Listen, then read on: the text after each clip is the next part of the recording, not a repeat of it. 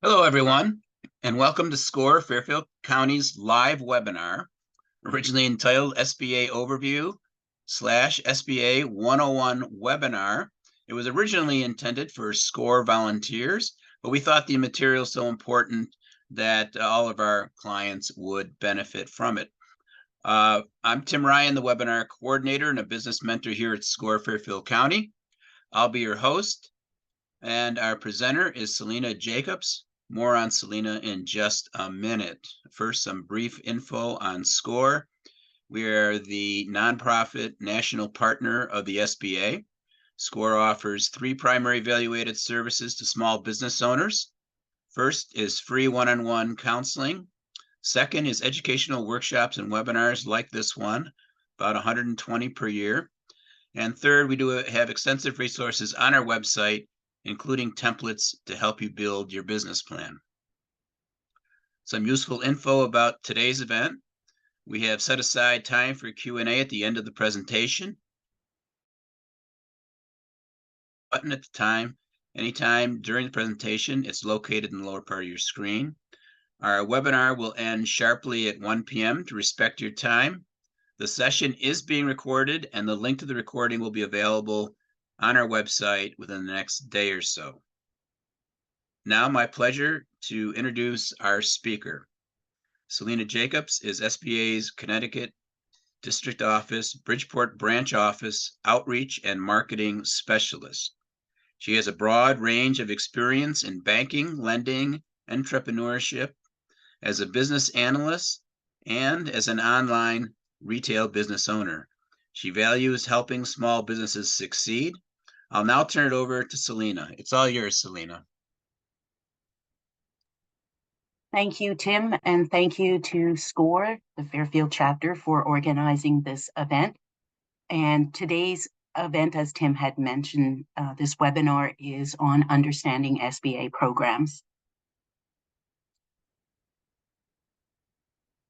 So just before we begin, I just wanted to make an announcement, sort of like a commercial break for 10 seconds to let you know that we have an event that is coming November 1st. That's Wednesday, November 1st.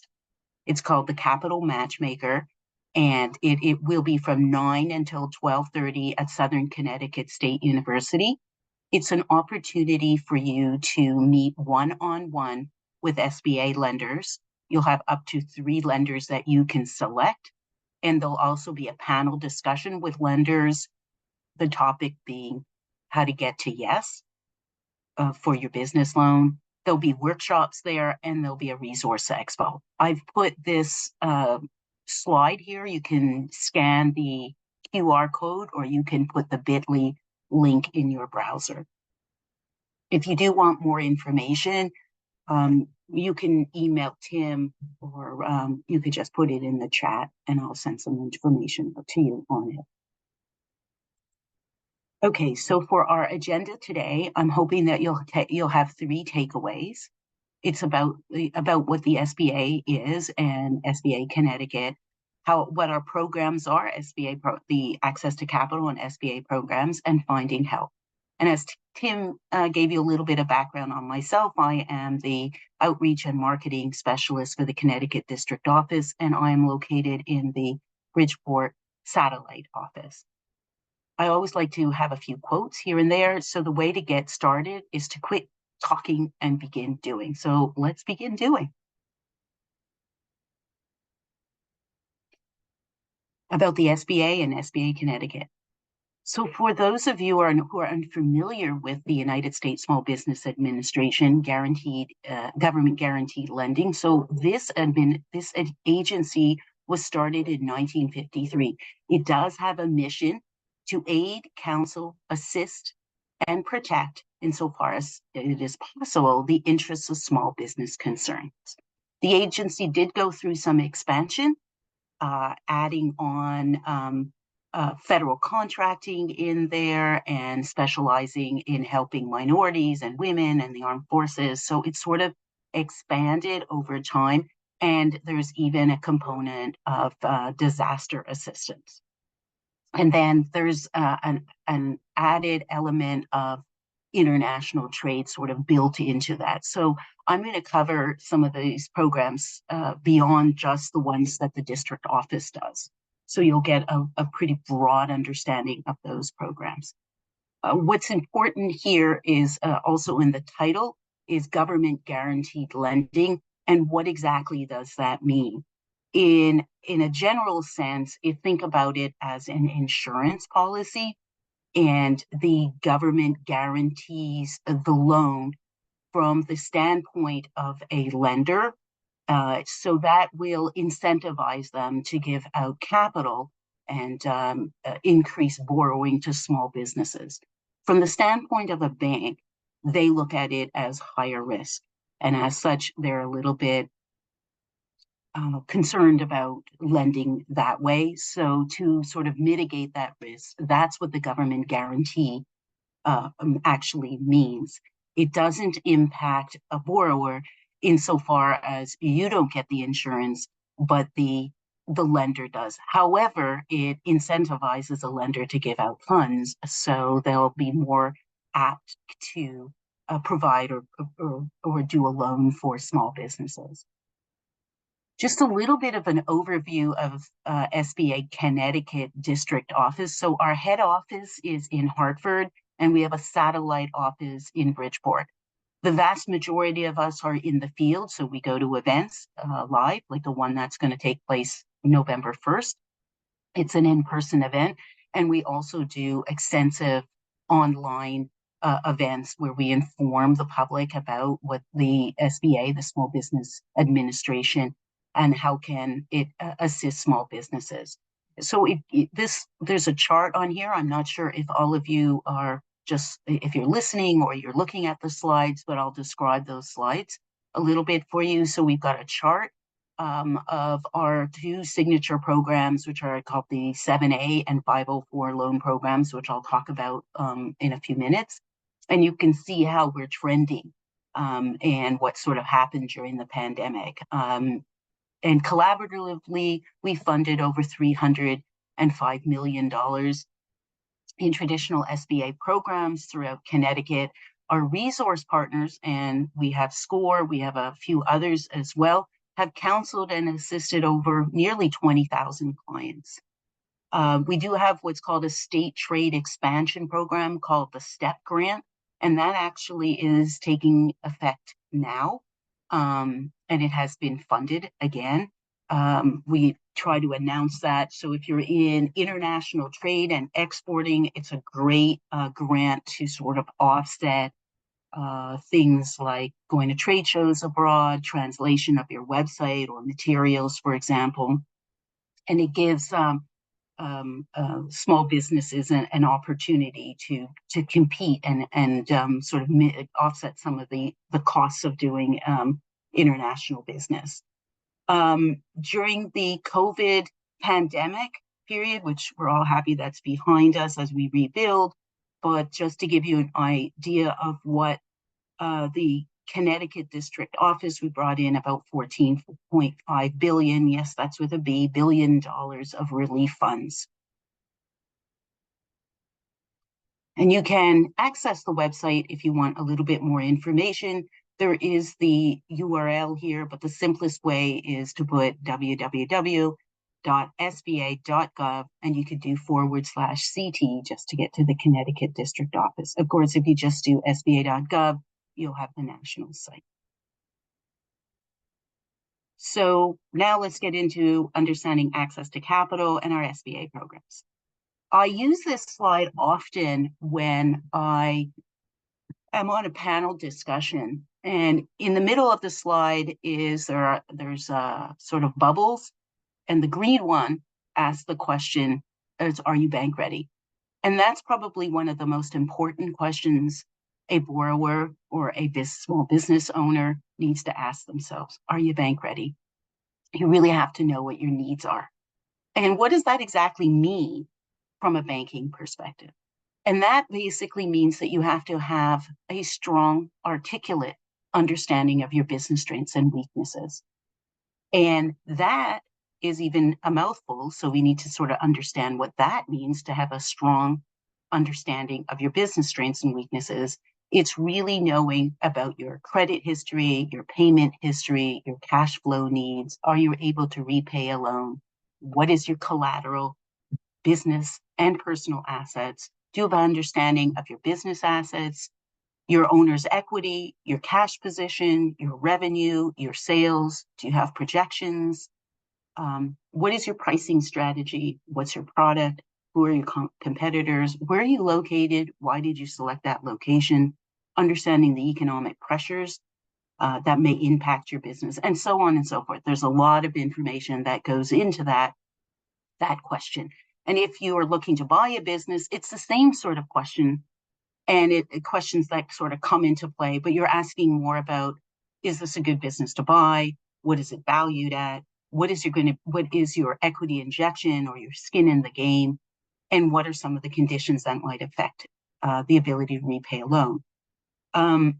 So as a business owner, you're really trying to get a handle on that information. And then generally speaking, you would put all that information and much more into a written business plan.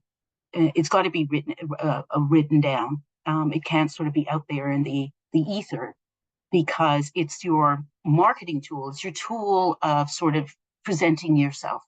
Some people sort of write it and then they shelve it, but I sort of urge you not to do that, and urge you to sort of keep that document as much as up to date as possible. It's really a structured document which you're going to use to explain what you do, what you plan to do, and why you need the money and why you're seeking money. Sometimes business owners also put it in sort of like a proposal. So business plans might be very extensive in length, and then you'll have an executive summary. And you're going to use that tool to help you get funding. And if you don't have a business plan ready, of course, our resource partners have a lot of tools and a lot of skills to sort of help you get that together and put it together. They just completed a program called Simple Steps, which went through business planning. SBA also has resources available that you can access and search on our website that sort of give you templates to help you get off the ground and write that sort of stuff. And then for all our SBA programs, and there's a list here, and I'm going to get into them in a little bit more detail. Once you're bank ready, you can approach a lender. It is not necessary for you to know all the different programs that SBA has, but knowledge is power. So you're going to know our programs and understand sort of what they consist of. But what it's really, really important is that you know your business very, very well. And you're an expert in it, so you should know your business really well. And persuading the banker that you're looking for funds. Because what happens sometimes is you'll have a client who says, well, I want this kind of loan. And the reality is that you might fit into a better category of an SBA loan anyway. So these are sort of the things to sort of think about. And of course, when it comes to funding for our signature programs, they're done through our SBA participating lenders. SBA doesn't do direct lending for capital. And we have an application program or a tool online that's called Lender Match. It's very easy to use, and you can go on there and find yourself a lender. There is only in one situation that's SBA do direct lending, and that's when it comes to disaster. Disaster, SBA does lend directly to the small business. So this slide here is a little sort of table of our signature programs, if you want to say. The 7A is really our signature program, and I'm going to explain what that is. We also have microloans, which are smaller loans for businesses that are looking for $50,000 or less. And then we have a 504 program, and that's for fixed assets. Now, just microloan is sort of explanatory. It explains what it is. It's a small loan. 7A, 504, I didn't name them. They're sort of complicated. Maybe it was someone's favorite number. I don't know. But that's what that program is called. We also have federal contracting that we often talk about. And we do have events that deal with federal contracting. And then I did talk about going global, and I have that under the 7A program because it is a sub of the 7A loan program. And then we often have a webinar that deals with lender match and how to go onto that tool. If you're computer savvy and it's not a very difficult tool. It's pretty straightforward. So let's talk a little bit about the micro lending program. So what is a micro loan? It's a loan that goes up to $50,000, and it's really to help small businesses and certain not-for-profit childcare centers start and expand their business. The average loan size is about $13,000. So it is a small loan, and it's a great loan because it's sort of, if you're in a craft type business, or you're sort of, a lot of businesses don't start off in the sort of community. They start off in someone's basement or someone's kitchen. So that's sort of really important. It is a microloan. It is a loan that is done through what we call our mission-based nonprofit lenders. These are lenders, it's just, they're not your traditional sort of lenders that you'll think about. They are intermediate type lenders, and they're there to provide more assistance to a small business. So tied to these loans is technical assistance and education. And it is really the intermediary that manages these microloans. So that's really important. Again, I mentioned that in the previous slide, that SBA doesn't make loans directly unless it's disaster. You're really going to talk to your lender, or you're going to talk to one of these mission-based lenders and intermediate lenders, and they have the underwriting criteria. They provide that technical assistance. It's part of the loan.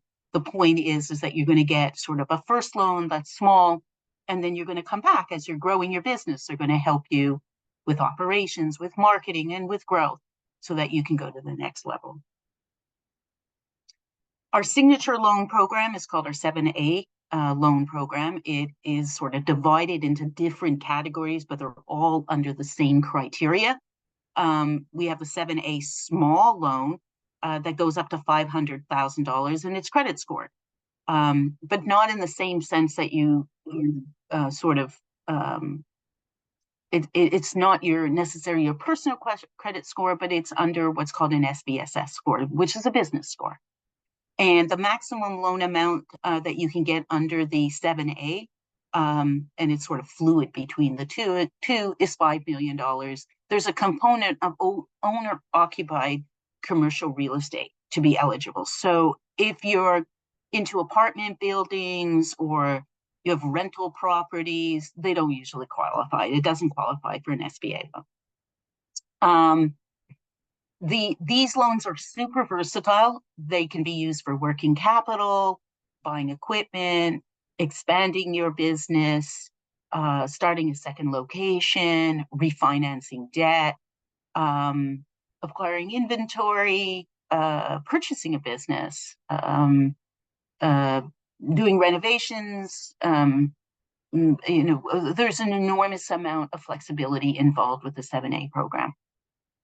And part of the 7A, we have the SBA Express. It's a smaller loan, it's faster, and it usually is tied, often borrowers do that, or a banker will do that loan when they're trying to do what's called a cap line, and the cap line is a fancy term for a line of credit.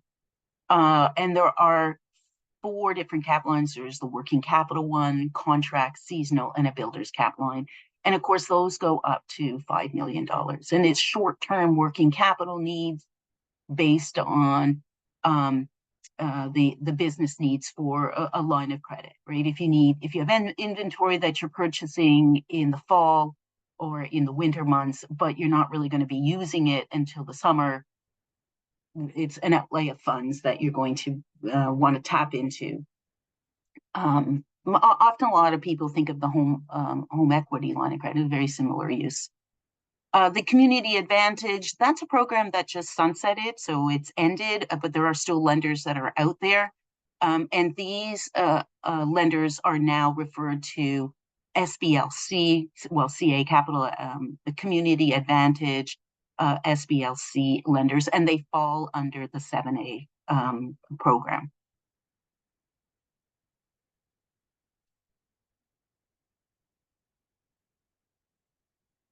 Sorry, page didn't flip over.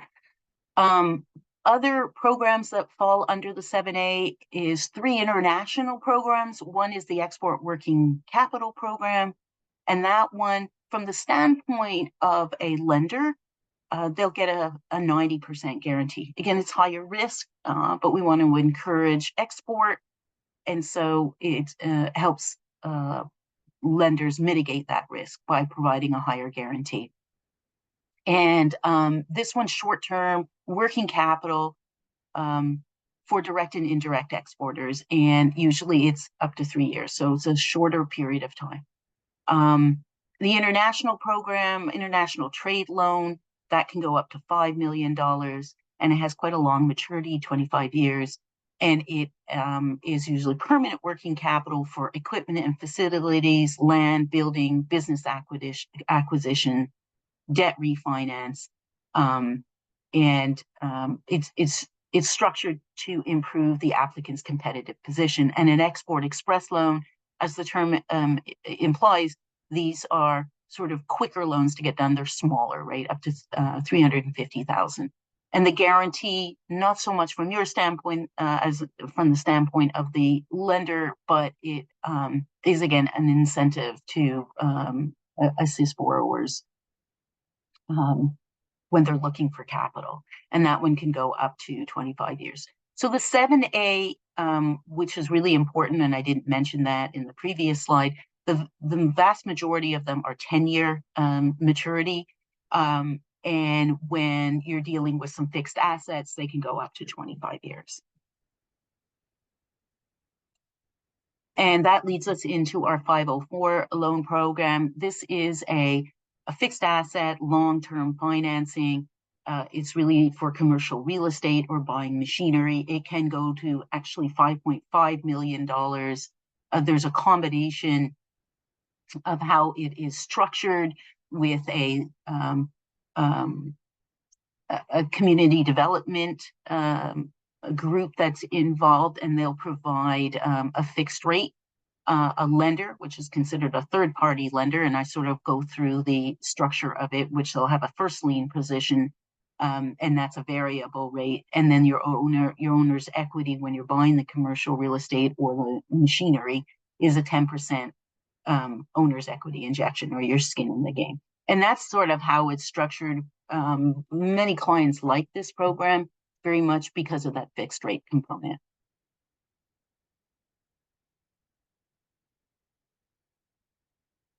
So we've spoken about federal contracting on many occasions. So what's important to realize is that the United States government is the largest purchaser of goods and services in the world.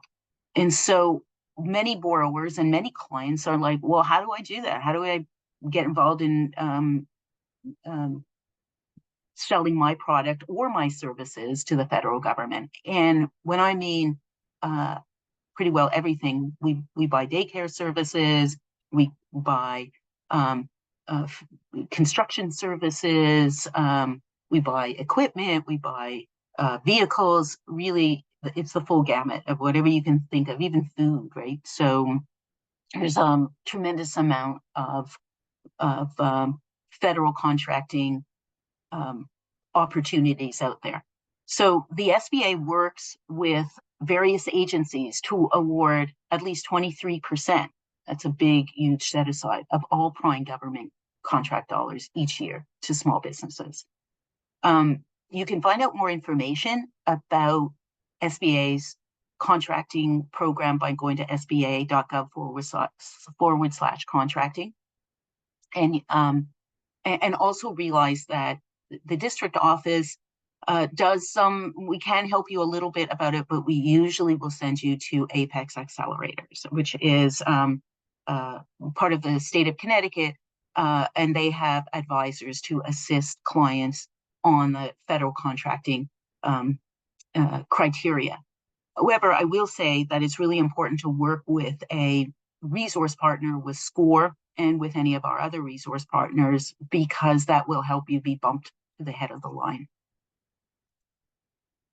So part of the federal contracting, a component of it is these certifications, right? So I mentioned that the SBA works with federal agencies to award 23% of prime government contracting dollars to small businesses.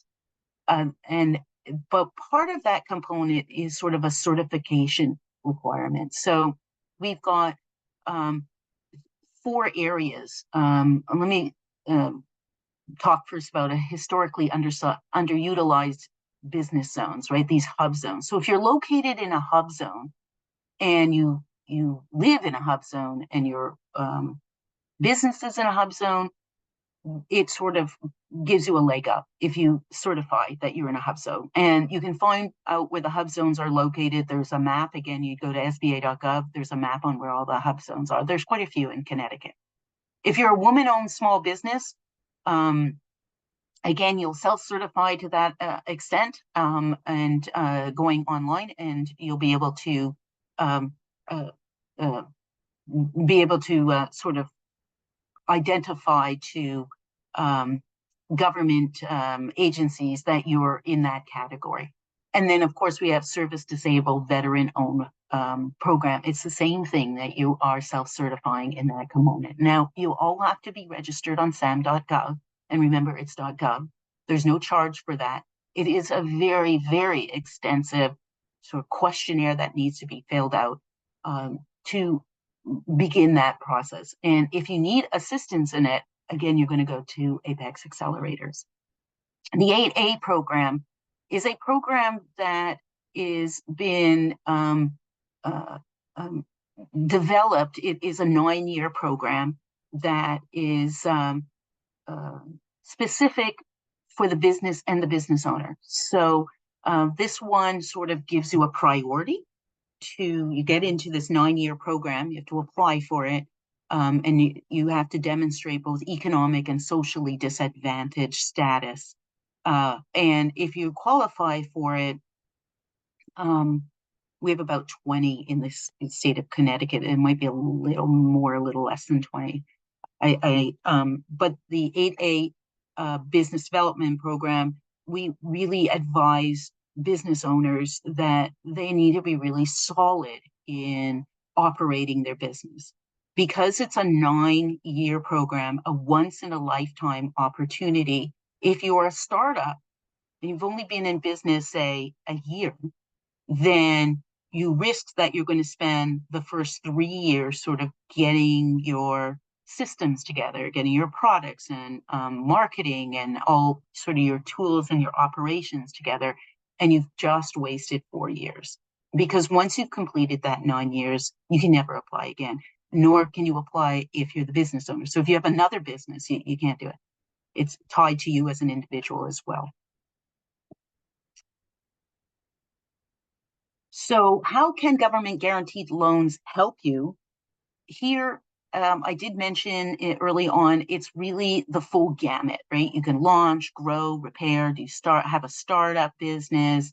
You can purchase a small business. You can access revolving capital, right? That's your line of credit, the CAP line, a short-term as well as long-term working capital. You can purchase, renovate, expand your business. You can purchase inventory, equipment, machinery. There's also a component, right? We have the 504, which you can use to purchase land or real estate or large-scale machines. And there's as well as an export component of the 7A program that I mentioned for exporting a product and service.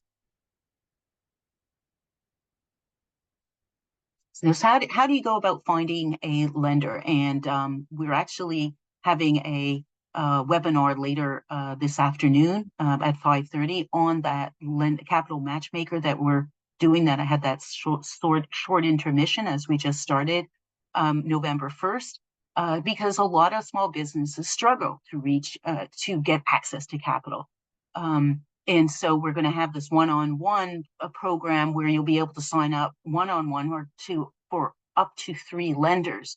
But what happens, if you don't attend it or you're not ready, or there's a variety of different issues that come up. Some people will be, well, where can I find a lender? You can go to Lender Match. It's sba.gov/lender match. It's very, very simple to go onto this application tool. You would describe your needs, and you would enter you hit enter, and then interested lenders will reply to you within 2 days, and you can talk to the lender directly and apply for a loan. So it's a really nice tool. We do on occasion have a webinar on it. They're usually very short webinars of about 30 minutes or 20 minutes plus a Q&A. So I like to talk about some of the other SBA programs and opportunities, right? So I had a slide that sort of gave our signature programs, but I do like to take a few minutes to tell you about some other stuff that the SBA has, right? So we do a lot of training, which is really important, and I think most of you are aware of that. But we also have private investors, we have R&D awarded funds, we have surety bonds, and we do disaster programs. So what is private investing? So small business investment companies, there are many of them in Connecticut. They're all over the United States, in fact. But if you have a business that has a strong financial performance and promising prospects, you can work with an SBIC to grow and expand your business. Okay. The district office doesn't really deal with them very much. We on occasion get some inquiries, and then we send them to these SBICs. And how it works is you can think about it as Shark Tank, except the big difference is in a Shark Tank, you're diluting your equity. And in this particular case, usually you don't dilute. Usually you're given the business investment is either through debt, sometimes it's through equity, sometimes it's through a combination of both. There are some really big companies out there that have received this, have been involved in the small business investment company.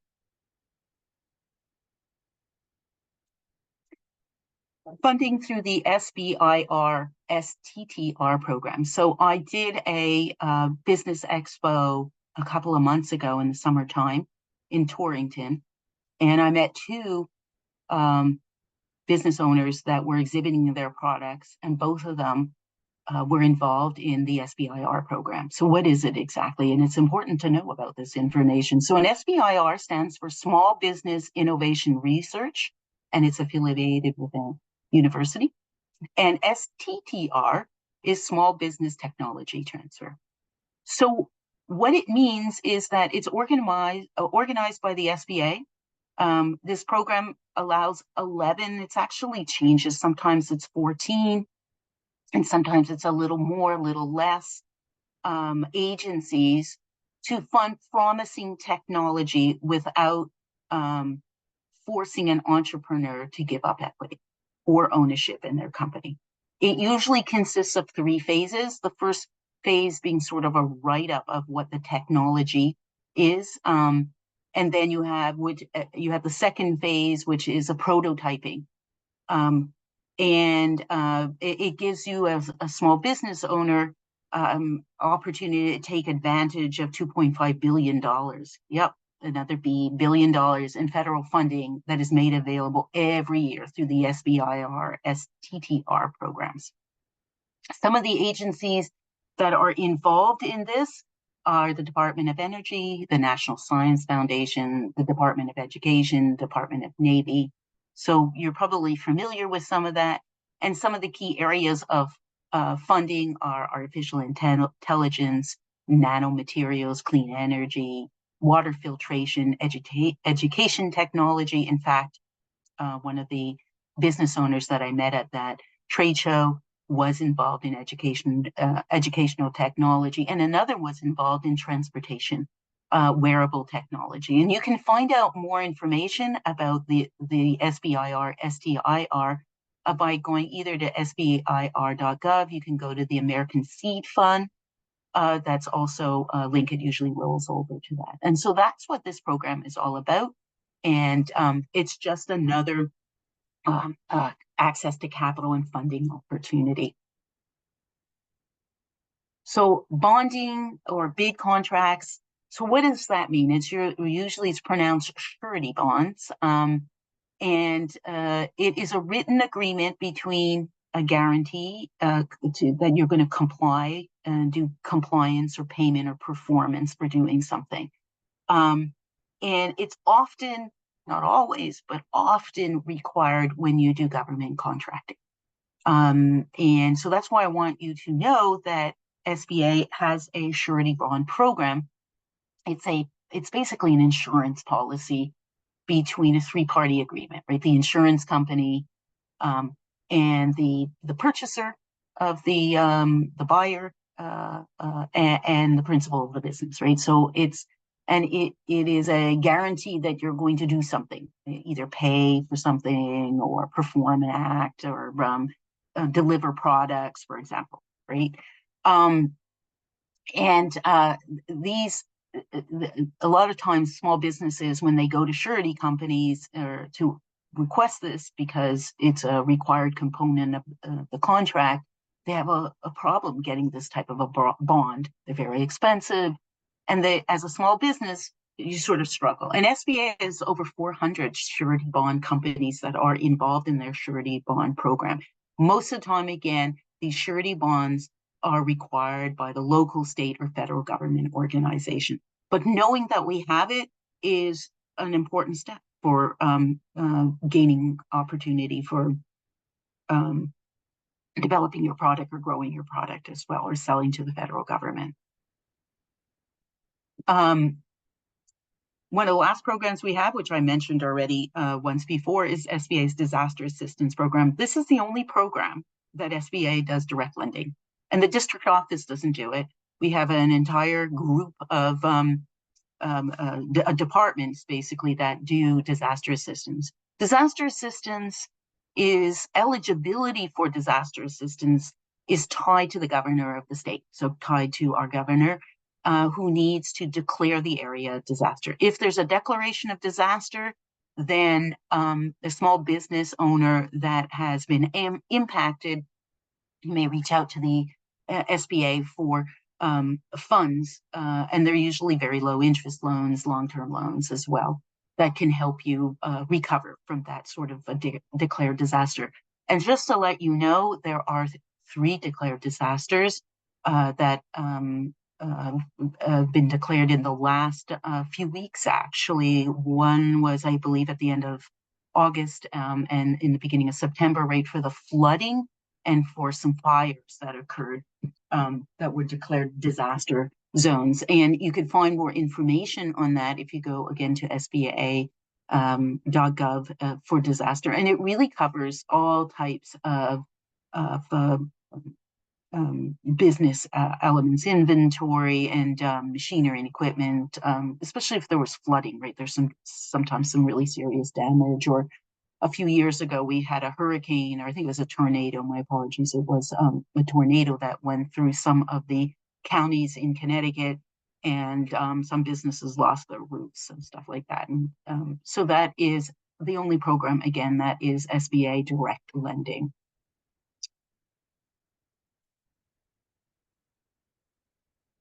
Finding help and our resource partners, right? So SBA.gov/CT, or if you just want to go to SBA.gov, we have our website. We have a lot of educational programs. It's a really comprehensive website. You can find out all kinds of information, from where to get assistance, even how to register your business on the state with the state of Connecticut. There's some links on that.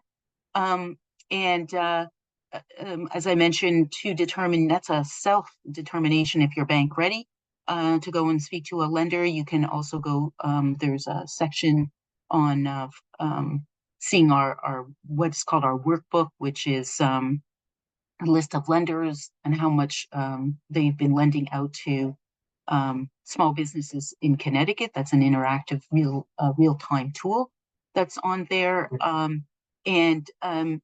There's also a lot of training involved. We have the Ascent program, which is an outstanding training program with a lot of education on operations and marketing and just managing accounting systems, that sort of elements of business. And we also have our resource partners, for which I know that you are involved with SCORE. And they provide tremendous resources to our small businesses and help them develop business plans, help them understand their financial statements, their projections, and develop those plans and those proposals in order to go and speak to a lender. Again, a business plan can be very large, but you can have an executive summary or just a project proposal that you're going to talk to a lender with, and they can help you develop that information so that you are ready to talk to a lender about the funds that you're looking for. This is a list of our resource partner network. We've got, of course, SCORE, and there are 6 chapters across Connecticut. We have SBDC, the Small Business Development Center. We have the Women's Business Development Center, and we have the Veterans Business Outreach Center. So I know at the beginning of this webinar, Tim gave you an idea of what a SCORE mentor, what SCORE does and the mentors, and I strongly urge you to align yourself with these resource partners, to use the mentors. It's a fantastic resource to have a mentor that you can bounce your ideas off, right? And so it's really important to be able to use this available network of resources available. Of course, the Small Business Development Center, they've got advisors as well. And the Women's Business Development Council, which is a little bit more unique on them, they offer grants to small businesses. So not all of them need to be women-owned as well, but aligning yourself with a team is very important. So just to recap, and I think I did this presentation in about 40 minutes, is I'm hoping you got a good idea of what the SBA does, the SBA district office, the Connecticut district office, understanding our programs and accessing capital, and where you can find help. And I always like to end with, no matter what, expect the unexpected, because that's what life is all about. And whenever possible, be the unexpected. So this is a cartoonist, an author, and a motivational speaker who wrote this quote. It's not mine, Linda Barron. Thank you so much for giving me this opportunity to speak to you during this lunch hour. And there's a little QR code that you can give us feedback. We have our link to our website, our phone number, our LinkedIn and our Twitter account. And again, I wanted to take the time to thank you. I'm Sylina Jacobs from the United States Small Business Administration. Yeah, thanks. We'll now use our remaining time for a little Q&A. We'll take as many as we can until 1 o'clock, that is. So please submit them via Q&A button or the chat button. Either one is fine. The most common question we get is about providing copies of the presentation. SCORE does not actually possess copies of the presentation itself. But you will all be sent a link to the recording, and you can watch it as many times as you want. If you have any other needs about getting a copies of the presentation or something, I would suggest you contact Sylina directly at her contact information, which is up on the screen now. Yeah, okay. I can leave it up there too, so you can. Sure. Usually I don't share the presentation, mostly because it's for informational purposes. You can find all that information if you go to sba.gov/CT if you want to go right to the district office, but of course it's all on our website, sba.gov. So there's just there's no real surprises or anything. It's all out there. It's just sort of consolidated in a condensed format, so you know what's out there. And I want to take the opportunity to inform you about all our programs. Right. So the first question we have is, are there loans for tech startups for launching a new innovative idea? So I guess the important thing here, and I think I'm going to not share my screen anymore for a moment, so you can see my face a little bit. When you have an innovative idea, that's why I brought up the SBIRs and STTR program. If you happen to fit into that category that you can go and see whether your innovation is tied to that, there is that program that exists. If you are a startup company, even though you might be technology, you're really considered a startup and you would go and speak to a lender. But it's really important that you work with your mentor to be prepared, to be bank ready before you can go and talk to a lender. Sometimes people want to go and speak to a lender and say, well, I want as much as I can get. I can guarantee you it's not going to work like that. A lender, it's business, right? It's just like if you had someone come to you and say, well, I don't know, I want to negotiate, I'm not sure. That's not really how it really works. When you go to see a lender, you have to be prepared and you have to know what you want. If you want $250,000, you have to say, I want $250,000. And you have to be very explicit as to why. And you know, for a startup, it really depends on how much you want. Whether it's technology or it is a craft business or you're opening a restaurant, it's really to have a real solid understanding of what you're doing. But SBA does do startups, very much so.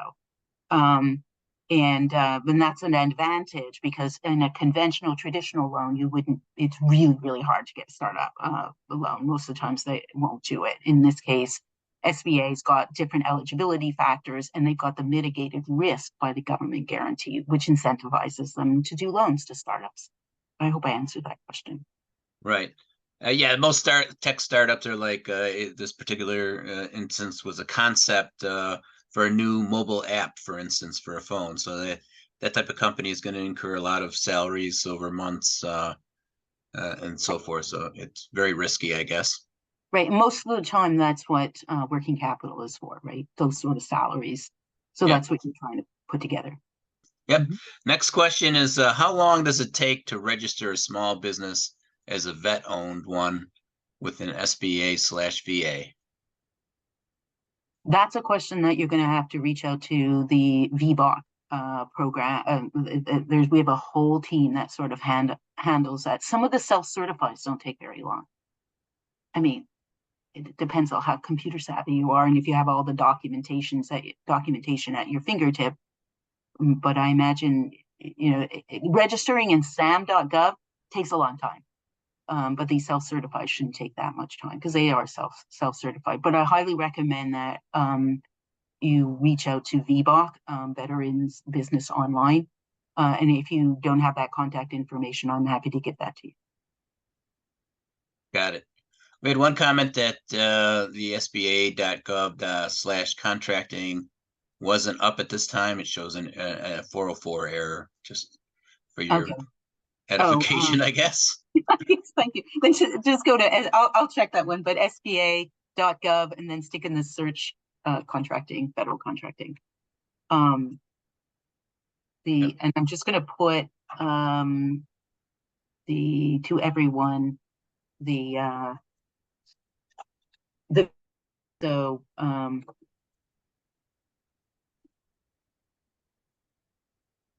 VBOC. You can keep asking your questions. Okay, so the next question was, I'm looking for business acquisition funding. Is this the 704A loan program? At what point during the acquisition process should I be approaching SBA lenders? Okay, so you're doing a business acquisition, and that's sort of what I tried to explain earlier, that what's important is that you know what you want to do. It's not so important to know the name of the program, like is it 7A or 504. What's important is the difference between, and it's not exactly that, but so a 7A, if you don't have any real estate, you're going to be doing a 7A. If you do have commercial real estate, like you have the business, and you're buying commercial real estate, you could do a 504 loan, and that's for commercial. Can you have a blended? Yeah, you can. You could do a 7A and you can do a 504, but it all depends on the criteria and the conditions of what you're trying to do. It's not a clear-cut answer in this case. But usually that's the differentiating factor is the 504 is dealing with commercial real estate, while the 7A, you don't have commercial real estate, you're buying a business. If you're buying a Right. business, No, you're right. He clarified later on that it is a 7A loan he was asking about. But at what point during the acquisition process should he approach SBA lenders? 7A. So that's, again, a really specific type of question to this person's, we can take it offline. I'm happy to speak to him directly. Okay. It depends where you are in the process. If you found the business, have you done a business valuation? There's a lot involved in business acquisition. And if you have a mentor, I'm sure that they can help you through that, the process. Like, you don't want to go, if you don't have the business, then you're not ready to see a lender. If you already have a sort of a contract in place to acquire the business, then you are ready, right? You're quite ready at that point. If you don't have any equity injection, right? If you don't, you need to have that skin in the game, right? You got to put a 10% down. So if you need to have a lot of your documents available as well. So Right.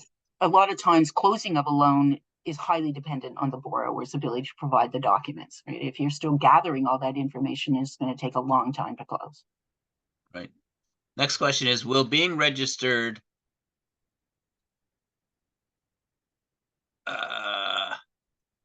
there it is.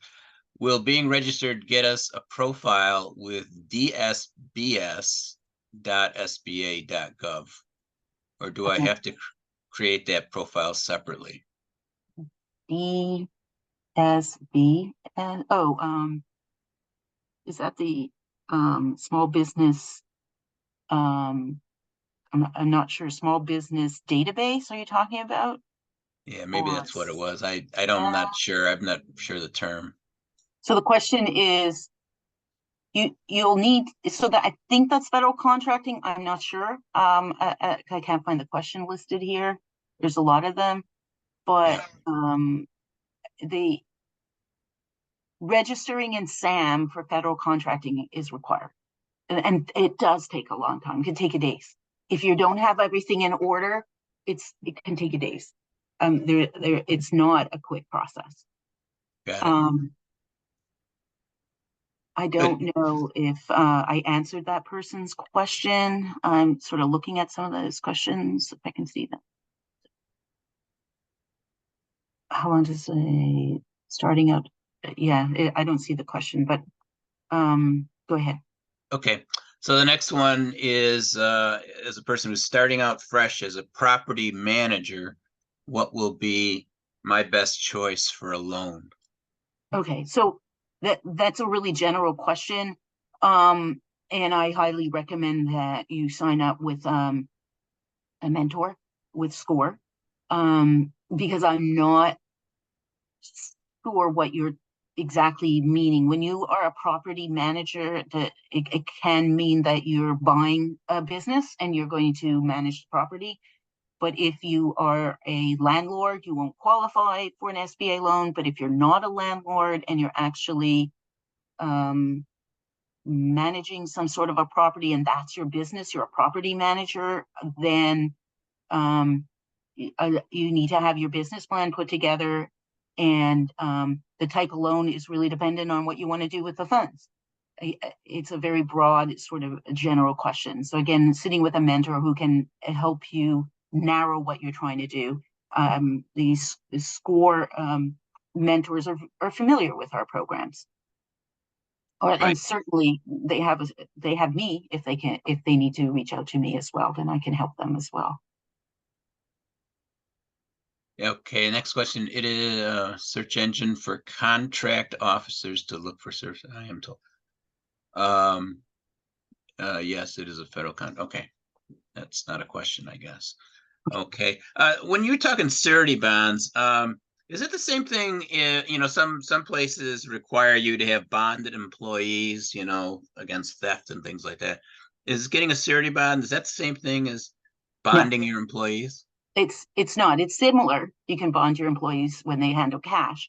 surety bonds are related to usually doing federal contracting or state or municipal government contracting is probably a better term for it, when they want a performance. It's a performance bond that you're going to be able to meet what they want you to do. Like some of them are small contracts, but some of them are really big, millions of dollars, right? And they want to know that, if you're picked for that, that if you don't perform, if you don't deliver what you say you can deliver, whatever reason, you get a surety bond.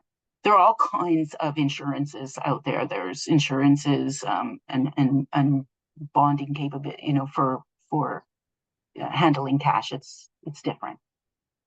I hope I answered the question. Yep.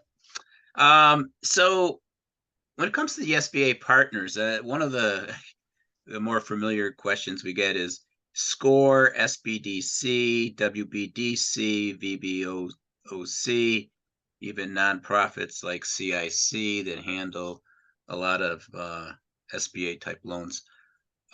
People are often confused. Where do they go for the best help for what they want, and what's the difference between the different agencies is a question I often get. And so what would your take on that be? If someone came to you and say, which of these four should I go to? How do you answer that question? Okay, so first of all, I put the slide back up and I shared my screen. Is it being shared? Can you see it? Yes. Okay. And that's a great question. So we do have resource partners. So they personally, and I've been in my own business, I would align myself with all of them. And that's generally what I tell clients that call me, like, which one should I go to? I'm like, go to all, because they all have a different take on what you're trying to do. So SCORE mentors, most of them have been in business. They've sort of done the path before you, right? They've had their own business. They've blazed the trail, and they're available because they're volunteers. They're driven from a completely different angle, right? Think about it. It's not money that's driving them, right? Because they're not getting a salary, they're not getting paid. So they have a far more philanthropic approach to see your success. So a completely different angle on that, and fantastic knowledge. Just so broad, and they work in teams, and they can help you with getting a lot of information.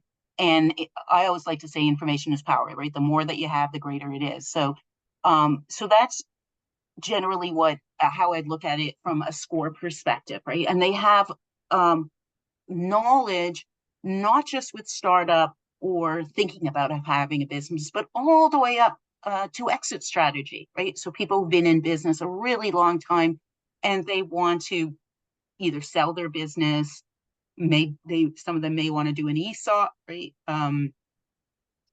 Some people want to look at expansion and growth and international trade, just a broad wealth of knowledge that can help you.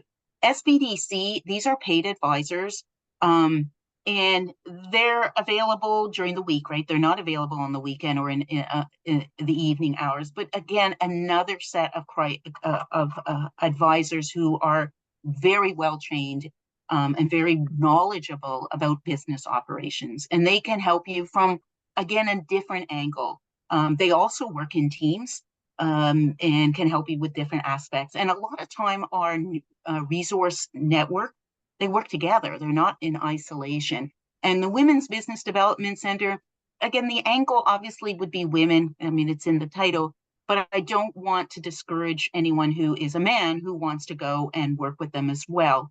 And certainly I would highly recommend you to sign up for their newsletter. One angle that they have that the other two resource partners don't have, or the three resource partners, is, well, I'll talk about the veterans in a minute, is they have grants. And every so often they have one in the spring that is sometimes, I think it's exclusive to women. And then I do believe, or maybe the one in the fall is exclusive to the women.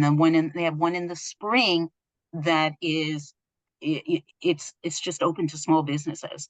And Sometimes I know when they are, and sometimes I don't. If I get an email from them as well that it's going on, I send people there. Sometimes they have grants for startups, or you've been in business for a year or two. So it's a fantastic angle. I would align myself with all of them if I can, because they just provide different angles on information. In terms of Veterans Business Outreach Center, if you're a veteran, a spouse of a veteran, if you happen to be in active duty, or sort of you're in business and then you've been called up and then you're coming back, that is our business outreach center. Enormous amount of information with them beyond just the business components. They also have grants available. And then we do a couple of programs, and they know about our programs, which are Boots to Business and Reboot program, which is really exclusive for veterans. So it's a little bit different. If you're not a veteran, then you wouldn't participate. Of course, if you're a spouse, you would, or you can. So I hope I answered the question about Yep, which it's very clinic to good. go to. Yeah, it was terrific. That's all the time we have for questions today. As a reminder, we're recording of this webinar will be on our website and will be sent to you as well. Again, SCORE offers free individual counseling, so please use the link. Well, there's no link on the screen, but go to our website, click Request a Mentor. Also, please fill out your evaluations that have been sent at the end of the webinar. On behalf of SCORE, I'd like to thank you all for attending today's live webinar. In closing today, a big thank you to Sylina Jacobs for presenting today. Thanks again, and enjoy the rest of your day.